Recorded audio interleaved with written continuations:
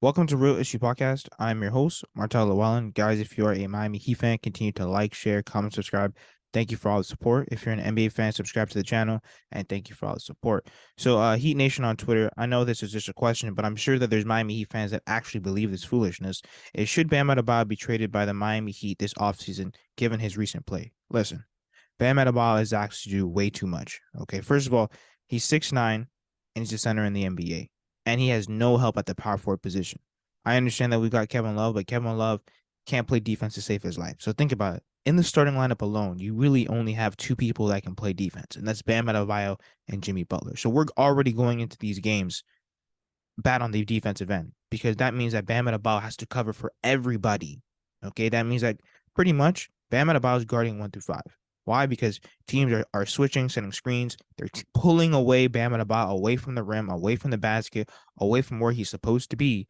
Okay, and then everybody has mismatches. Why? Because guys like Max Strus, Duncan Robinson, Tyler Hero, Gabe Vincent are getting completely blown by. Kevin Love blown by. Everybody's getting beat off the dribble. Kyle Lowry, he can't play defense. Not that many people on this team can really hold their own on defense, especially one-on-one. Okay, the point of attack defense on this team is absolutely horrendous. And I will say that's why teams continue to out-rebound us and bully us on the boards. Why? Because Bam is not under the rim. He's at the top of the key. Because why? Teams use switches, teams use picks to move Bam Adebayo away from the rim. Now, I will say Bam Adebayo is a top 3 defender in the NBA. I don't care what anybody says. He should have been DPOY for the past 2 years. He can guard 1 through 5 easily. Okay. Maybe every once in a while he might get bullied by either Jokic or Embiid. Other than that, he can guard anybody in the NBA anywhere on the court. Okay. Bam Adebayo was not even known as an offensive star coming into the NBA. Pretty much his coach told him, listen, you're going to rim run and block shots. That's it. Okay. So the Miami Heat right now, they are 40-37. What is going on right now is not Bam Adebayo's fault because think about it. They didn't even give him a power forward. Okay. Even coming into the season when Yurtseven got hurt, we didn't even have a serviceable backup 5. Why? Because Dwayne Dedmon was absolutely terrible. He was horrendous. Okay. Right now this season, Bam Adebayo has played 72 games and he's averaging 20.7 points. He's shooting 53.9% from the field, 9.3 rebounds, and 3.3 assists.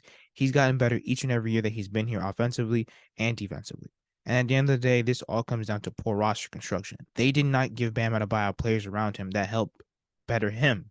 Okay. They didn't give guys like Bam, guys who are athletic, guys who are strong, guys who can actually run up and down the court and guard their own guys, good in transition.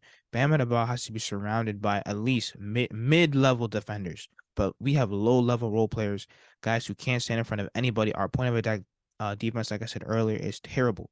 So, like I said, if you're coming into every single game and you really only have 2 guys in the starting lineup who can actually play competitive NBA defense, listen, Bam looks absolutely exhausted, okay? He dropped multiple 30-point games in the first half of the season. He was an all-star playing out of his mind, but right now he's getting blown by.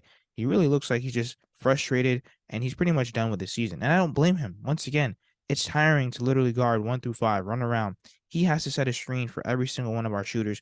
Our shooters cannot, create their own offense. So he's involved in every single action. He is required to do too much. And then people want him to drop 30 on the other side and play elite defense. It's just too much. Okay, this NBA is too competitive, too athletic, too talented to be doing all that every single night for 82 games. But let me know what you guys think in the comments because Bam Adebayo to me is untradeable. And what's going on right now, I just think he's tired.